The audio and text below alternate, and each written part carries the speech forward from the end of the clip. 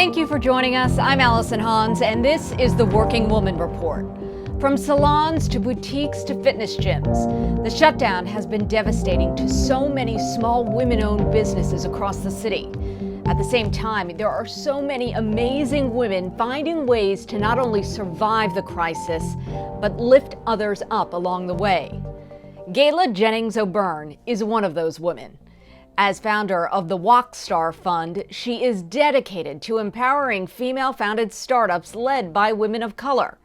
WOCstar, which was established in 2019, is a venture capital firm that invests in diverse, inclusive teams in the tech sector. During the pandemic, O'Byrne jumped into action to help female entrepreneurs understand the many resources and programs available to women. She says there is still help out there, and yes, investors are still writing checks. You launched in 2019, so you were recently formed. How did you respond? So the first thing we did was we reached out to all the female entrepreneurs and the diverse tech teams that we knew, just to make sure that they were okay and that we understood what their needs were. So we spent a lot of time on talking through what their budgets looked like, what their sales pipeline looked like, how their employees were doing, what their cash reserves, if they had reserves, looked like. And so we immediately went into how do we help the entrepreneurs, whether they're ones that we've already invested in, ones that we may invest in. That was our first thought. And that's where we've been spending a lot of our time.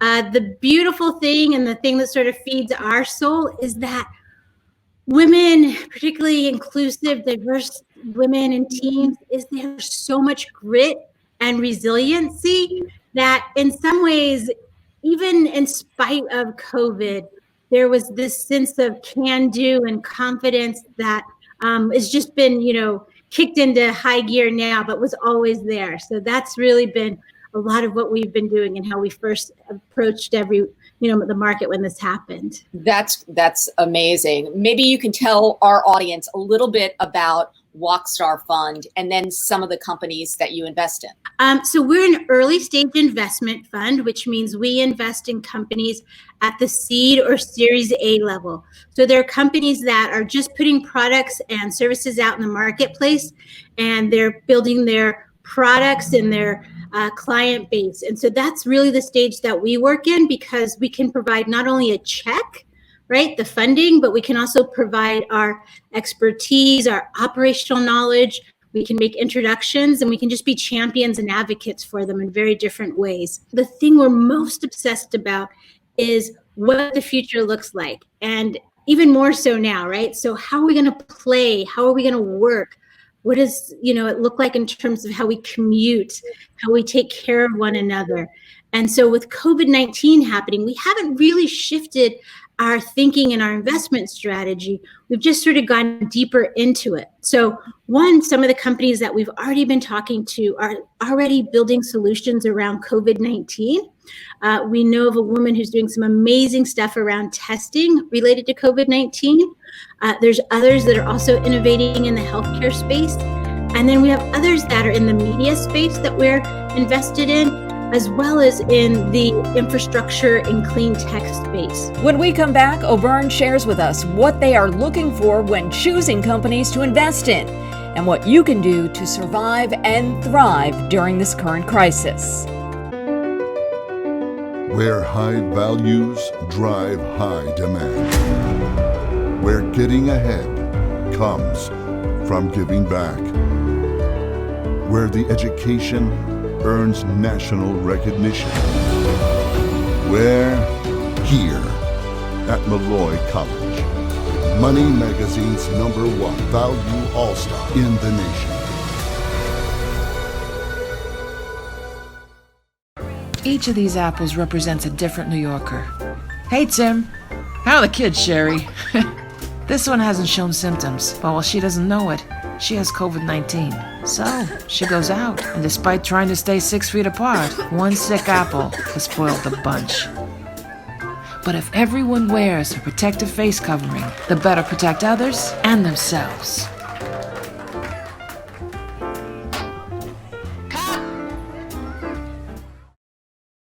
I don't look any different than you, but I have type 1 diabetes. You can't outgrow type 1 diabetes.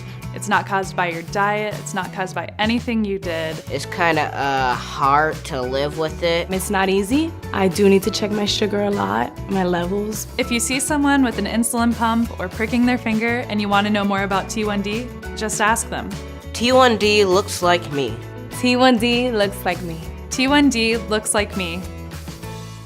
How can you explain how you invest in women and what amounts or who can come to you if they're working on something right now?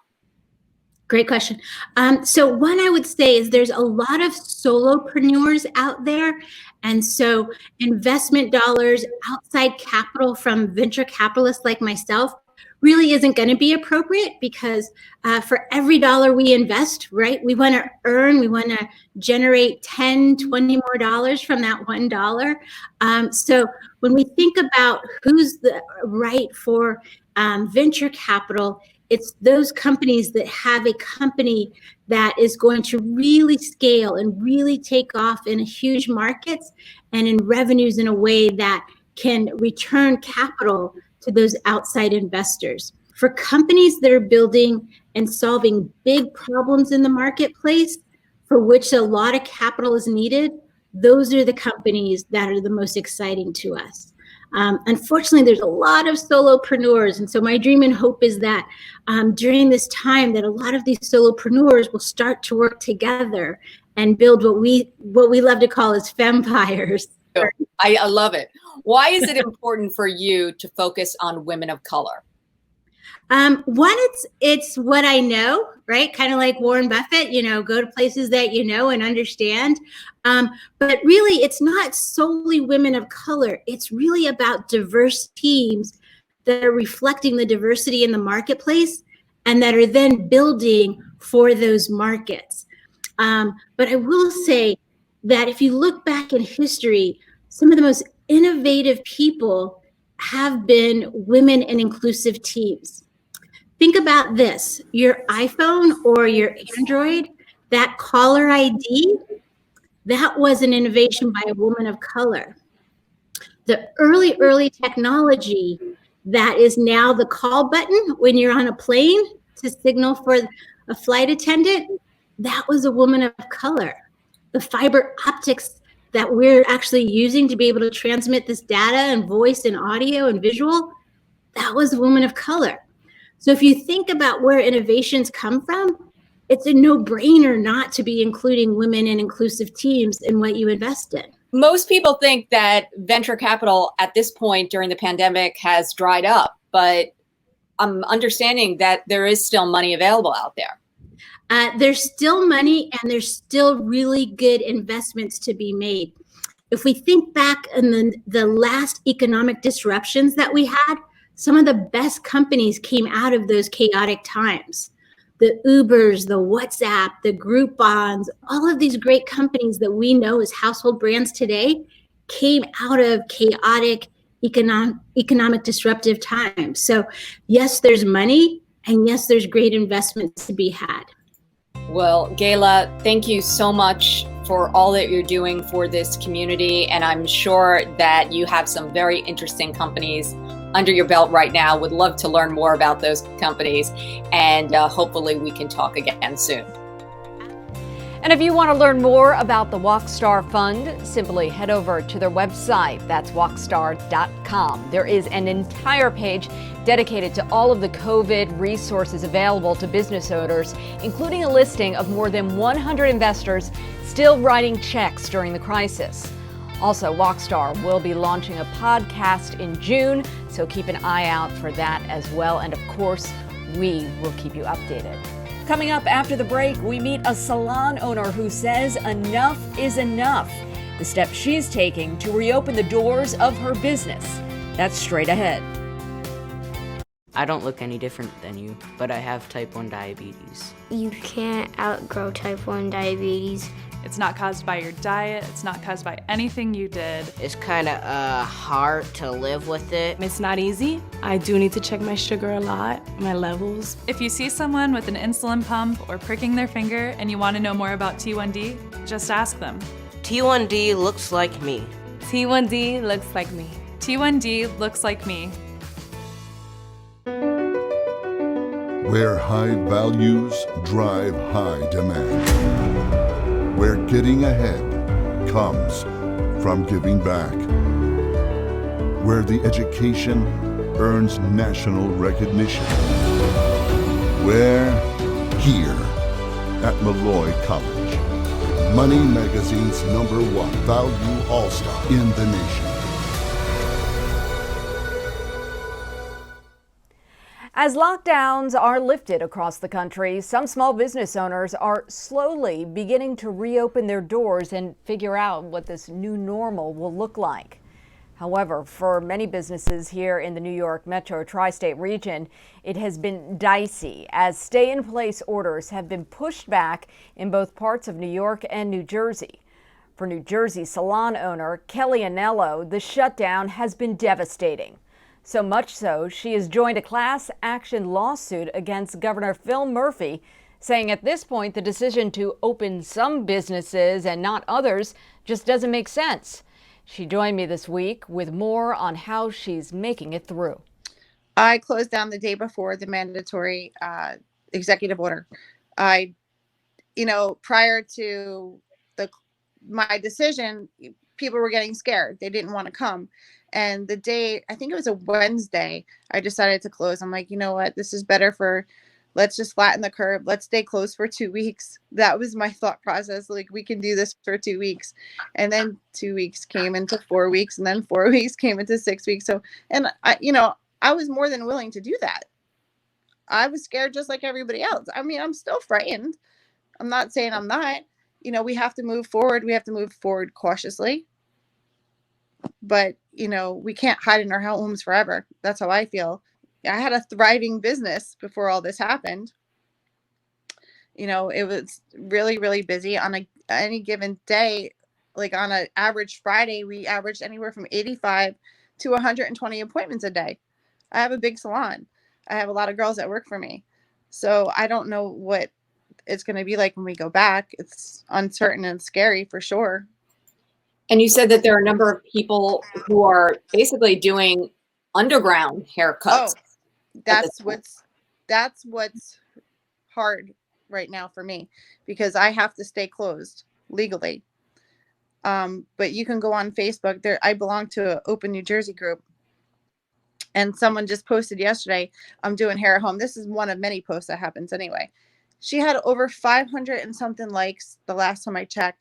Comments. I mean, she's going to be busy for weeks doing all the hair. And your people can't work, and you can't work. Legally, no, we can't. I mean, even what that person or any underground person is doing is illegal, but who's going to stop them? I mean, it's survival at this point. We've been shut down for a long time.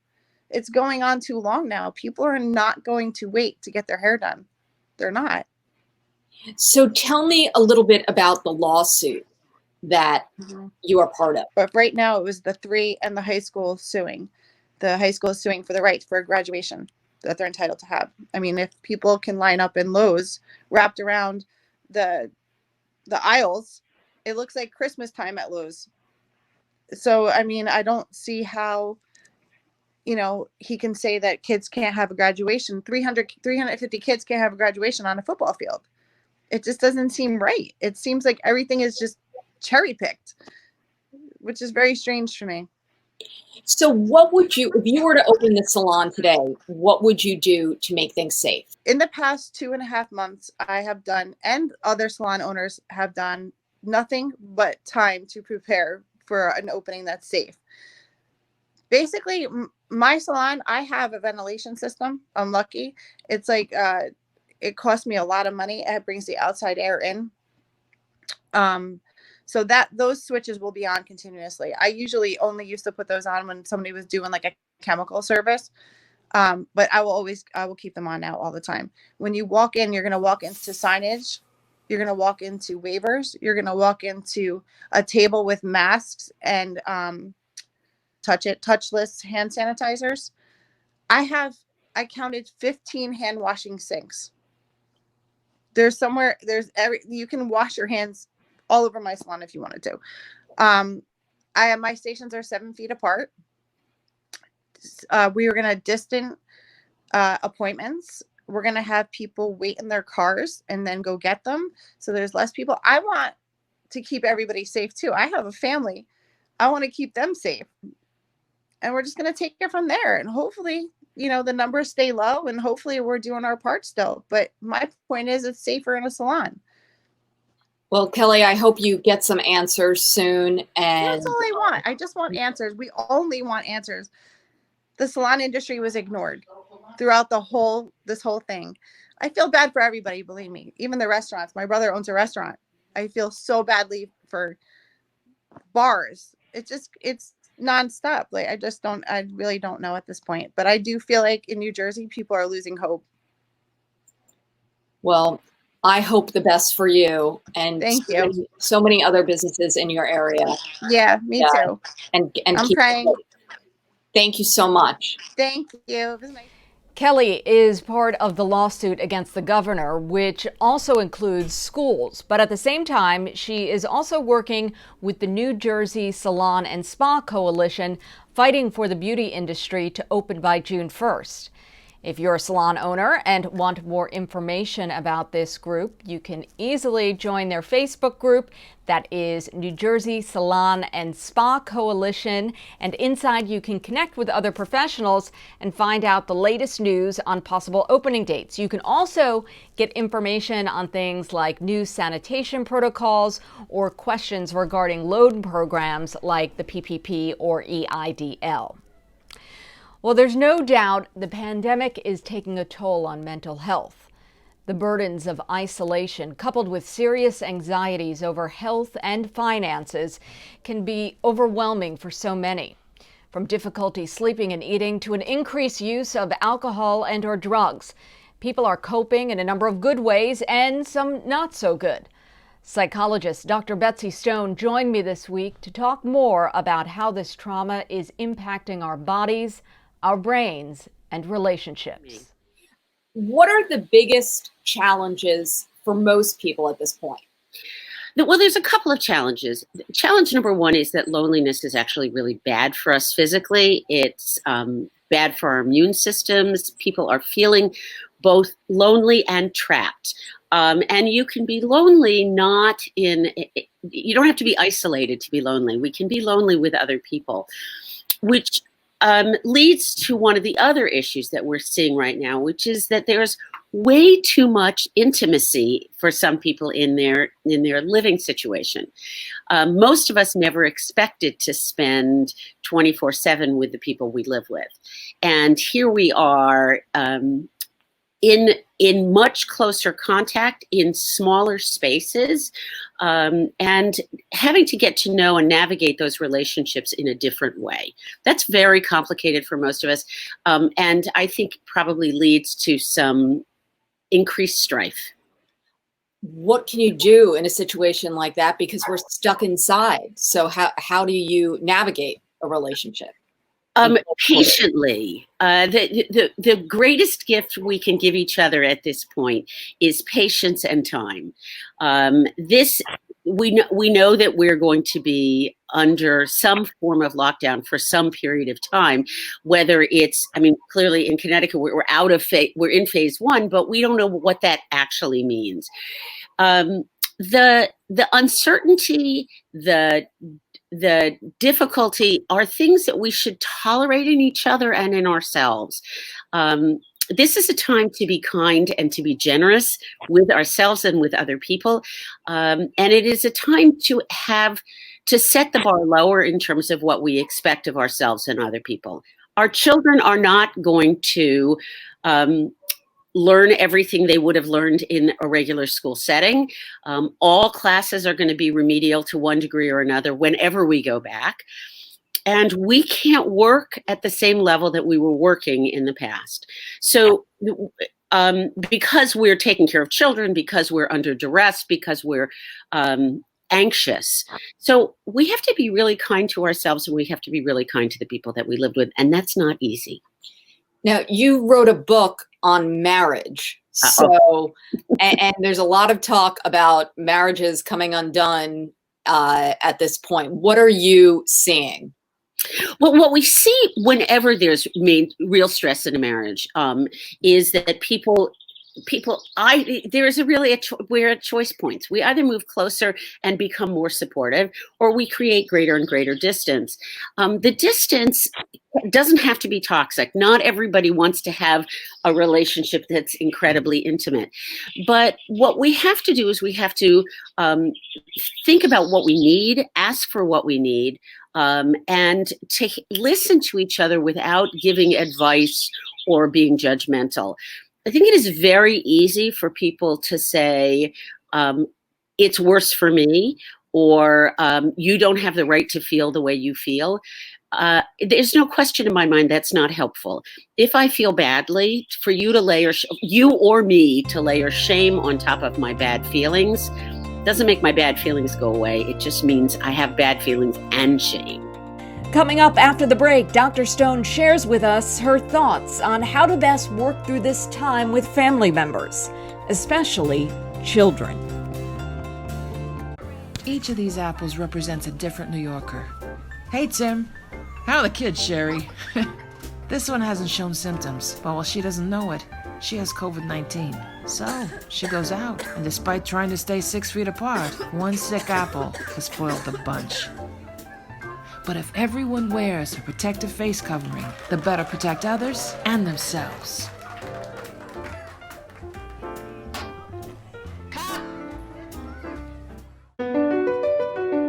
Where high values drive high demand. Where getting ahead comes from giving back.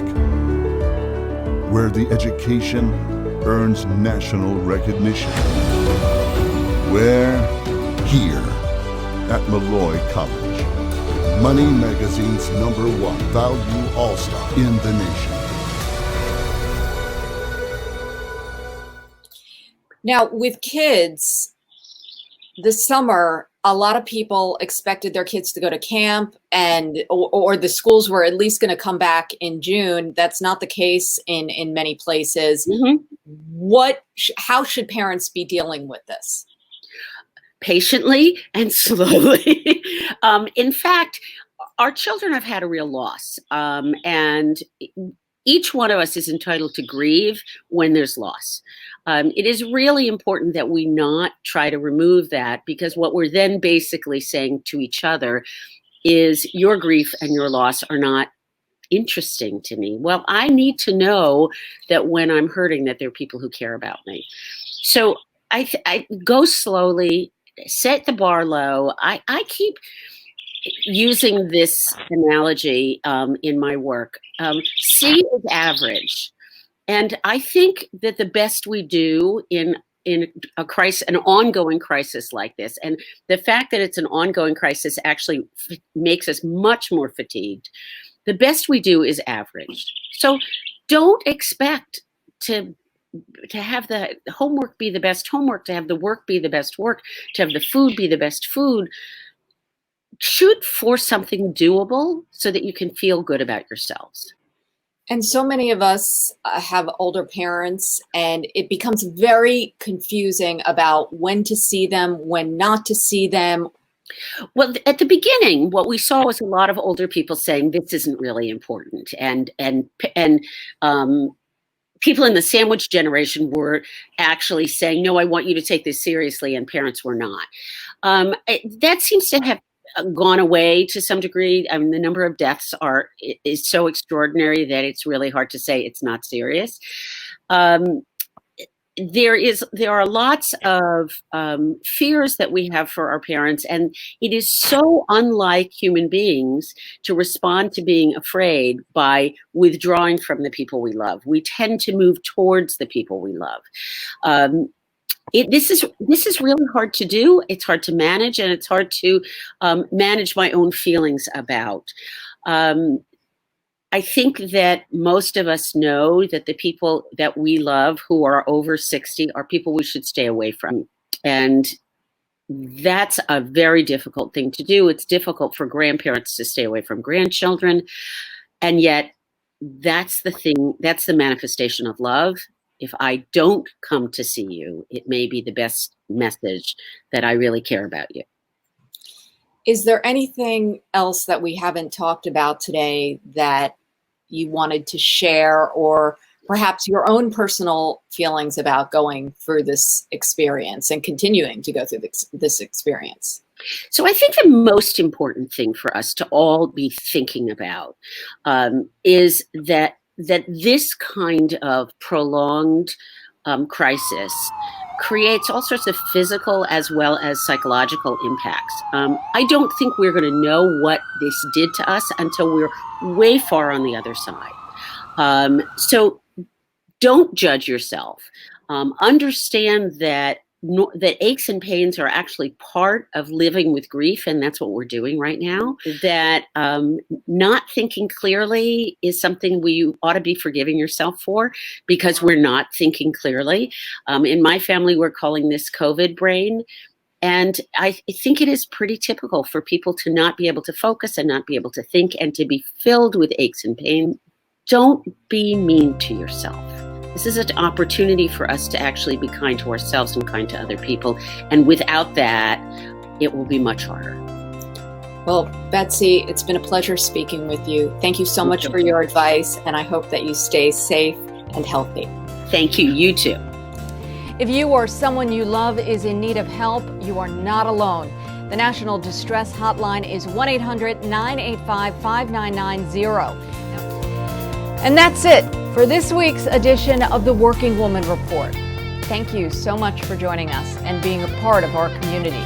Be sure to keep in touch online through our website and social media. We are on Facebook, Twitter, Instagram, you name it. We are always here and ready to help and ready to share what we learn. Remember, we're all in this together.